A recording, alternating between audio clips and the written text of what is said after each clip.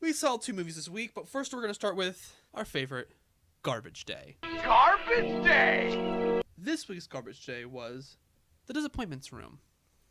The jokes write themselves. And boy, oh boy, it does not live up to his name. Because like I posted on Twitter, was it Twitter or Facebook? I can't remember. I think it was both. I think it was both. If a movie, you go in expecting it to be bad, and it is bad, is it really a disappointment at that point? Oh, sorry guys. It was abysmal. It was abysmal. It was so bad. I was bored the entire time. Nobody gave much of a performance at all. The kid was obnoxious. I'm a vegan. Shut up, kid. You're like 5. Yeah, it's pretty bad, man. The dad is a lazy bum. The mom is bland and boring.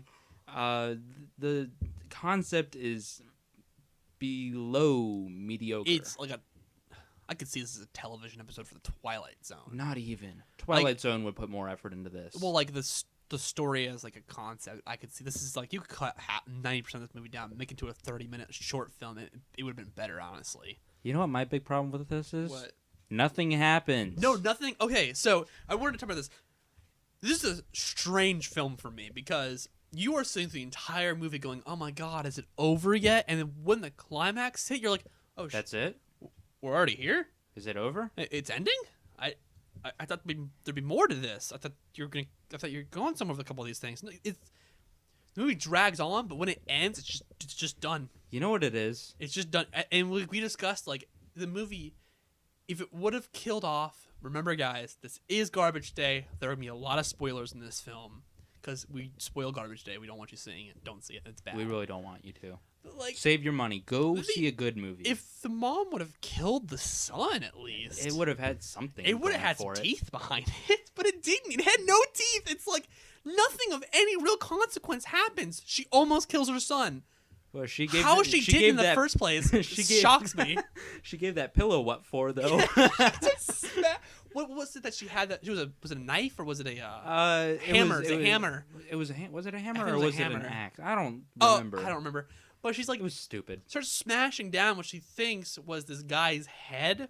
Like a ghost that was trying to kill her son. Turns out it wasn't the ghost at all. It was like her son, but it wasn't her son. It was the pillow next to him. And how the ghost messes up to get her to hit him is beyond me. That kid's gonna need a long line of therapists. Yeah, a long line of therapists. The amount of money that they sunk into renovating this house, it's just wasted. They don't stay there. Did they really sink any money into renovating this house? They bought the place, didn't they? And they tried to fix the roof, but they didn't really renovate. They paid the guy, didn't they? No, they never. Actually, no. He doesn't show up again. They pay him like if they do it based on like hourly remodeling standards. You do you pay him a bit at the beginning and the rest at the end. Yeah, I can't remember exactly because my I kind of grandfather, checked out. My dad did stuff like this, since my grandfather runs a company that does stuff that they were doing. I can't remember how it works, but you get a little payment at the beginning and the rest at the end. And it's like, if they're going by that standard, then yeah, he got paid something, but he died, I think. And then he's not dead? Yeah, it's really unclear. Really stupid. It's very unclear about that. But, I mean, at least we got 3 very quotable lines. Yeah, okay. So they were throwing one of them around through the entirety of the film after it was said, and it's the joke that refuses to die. It's so At perfect. one point they go into town and they go into this little general store, and the general store lady, by the way, is the best character in this movie. She kills me. She's so stupid. Yeah, she's one of those typical Southern ladies that has the Southern drawl and everything. And the kid wants some ice cream, and she asks the kid, "Oh, what kind of ice cream do you like?" "Strawberry." "All right, let's get scooping." just staring at it like. There's a moment between the two of us where it's dead silence, and then we process what just happened, and we are laughing so hard. It is the hardest laughing I've ever done with him my entire life. We are like dying on the floor, rolling around. It is so funny. But man, oh man. And then she makes a comment about how some contractor or something is really attractive, and then all of a sudden she's like, "Devil, get behind me!" Devil, get behind me. She's so No, stereotypical. yeah. Satan, get behind It was me. Satan, get behind me. Satan, get behind me. She's so stereotypically So Southern. And then there's a moment where, because the mom had accidentally suffocated her child, and so they're trying It's to the add stupidest plot backstory point, to yeah. them. And she has a mental breakdown, and the movie is essentially the dollar store version of The Shining. Yeah. Except nothing happens. But there's a moment where she breaks down and she has a cake because it's like the 1 year anniversary of the birth of the baby. So great. And I'm not gonna say the whole thing because Well, we try no, 'cause to there's a try to part- refrain from vulgarity on the show. Yeah, I don't do a very good job at it. But she's got the cake and her husband tries to wrestle the knife and wrestle the knife away from her and she's like, "Let me cut the cake." Swinging a knife around. Let me cut the cake. And we're just there laughing outside the theater, just yelling that as loud as we can, walking out. I think everybody in the theater was laughing. Because it's so stupid. Like, I think it's they so went in. stupid. I think they went because there were at least like maybe 10 teenagers Oh, in at the least. the very back row. So loud too, man.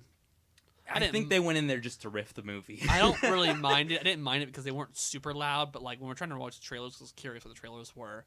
They just went, "Shut up." Yeah. And I'm like, can you all be quiet now? Because I'm gonna come up there and I'm gonna hit you like your daddy should have, because you are a loud and obnoxious human being.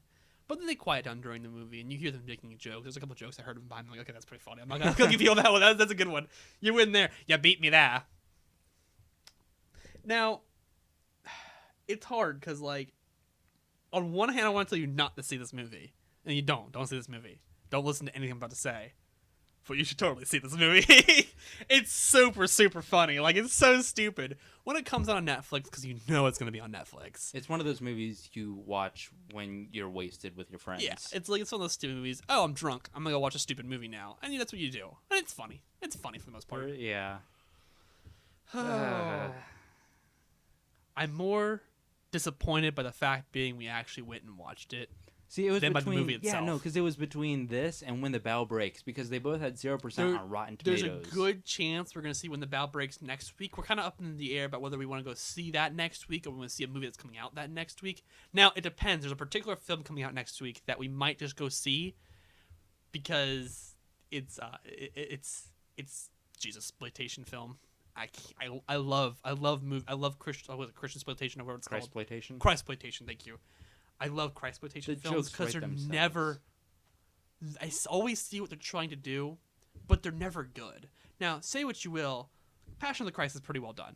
Yeah. It's a well done film. Like, okay, there's some things that are problems in it, but visually it's very well done, and I appreciate it on a visual standpoint. I appreciate all the commitment the actors put into it. That's the only Christploitation film I could ever say that movie's actually worth a watch because visually it's very, very, very stunning, and it doesn't reframe because it's about Christ himself. But there's a movie coming out next week. It's one of those concert films where they try to give you the experience of going to the concert and then a little story. It's like the Justin Bieber film that came out. Oh God.